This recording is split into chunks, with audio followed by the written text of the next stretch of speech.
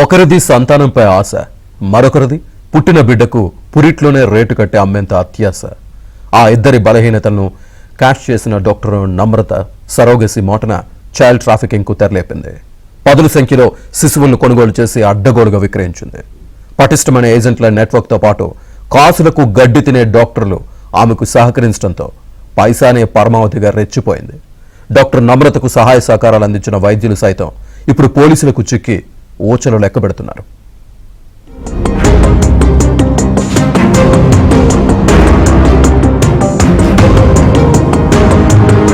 అమ్మతనాన్ని అంగడి సరుకుగా మార్చిన సృష్టి ఫెర్టిలిటీ కేసులో గోపాలపురం పోలీసులు లోతైన దర్యాప్తు చేస్తున్నారు. కేసు లోతుల్లోకి వెళ్లే కొద్దీ సంచలన విషయాలు వెలుగు చూస్తున్నాయి. సృష్టి అక్రమాల్లో విశాఖపట్నం కేజీహెచ్ కు చెందిన డాక్టర్ల పాత్ర వెలుగు చూసింది. దీంతో గోపాలపురం పోలీసుల బృందం విశాఖపట్నంలో 3 డాక్టర్లను అరెస్టు చేసి హైదరాబాద్ కు తరలించి రిమాండ్ చేశారు. అరెస్టైన 3 డాక్టర్లలో ఒకరు కేజీహెచ్ అనస్థీషియా విభాగాధిపతి డిప్యూటీ సూపరింటెండెంట్ వాసుపల్లి రవికుమార్, మరొకరు gynaecology associate professor doctor Ushadevi, మరొకరు పీడియాట్రిషియన్ విద్యులత ఉన్నారు. ఈ 3 నమ్రతకు అత్యంత సన్నిహితులు. డాక్టర్ రవికుమార్, ఉషాదేవి, నమ్రత ఎంబీబీఎస్ ఒకే బ్యాచ్ కు చెందినవారు. 1988లో ఆంధ్ర వైద్య కళాశాలలో ఎంబీబీఎస్ పూర్తి చేశారు.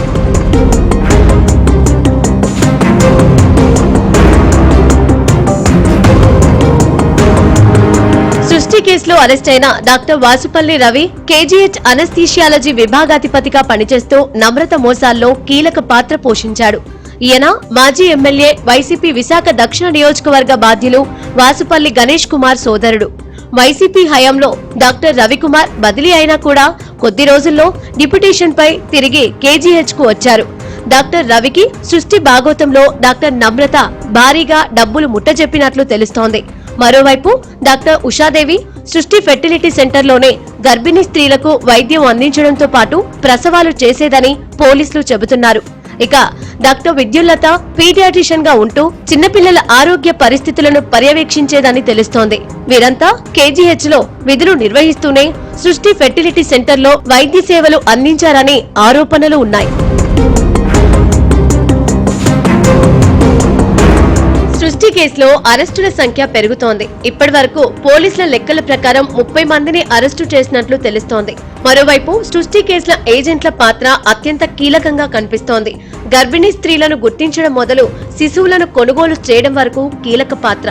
తాజాగా 3 డాక్టర్లతో పాటు విజయ, సరోజ, రత్న అనే 3 ఏజెంట్లను గోపాలపురం పోలీసులు అరెస్టు చేశారు. ఇప్పటి వరకు పోలీసులు జరిపిన విచారణ ప్రకారం శిశు విక్రయాల్లో 80% వరకు అరకు, పాడేరు, ఒడిశా వంటి ఏజెన్సీ ప్రాంతాల నుంచి పిల్లలను తెచ్చినట్లు పోలీసులు గుర్తించారు. ఏజెన్సీలో గర్భిణీలను ముందస్తుగానే గుర్తించి వారితో ఏజెంట్లు ముందస్తు ఒప్పందాలు చేసుకున్నారు.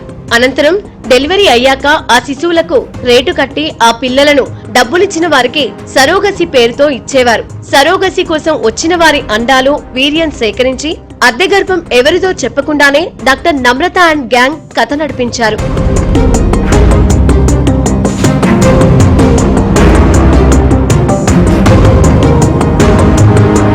డాక్టర్ నమ్రత అండ్ టీం ఇప్పటి వరకు మొత్తం 80 మంది పిల్లలను అమ్మినట్లు పోలీసులు ప్రాథమిక నిర్ధారణకు వచ్చారు.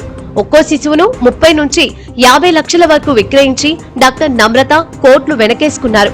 దీంతో ఇప్పుడు గోపాలపురం పోలీసులు ఏజెన్సీ ప్రాంతాలపై ఫోకస్ చేశారు.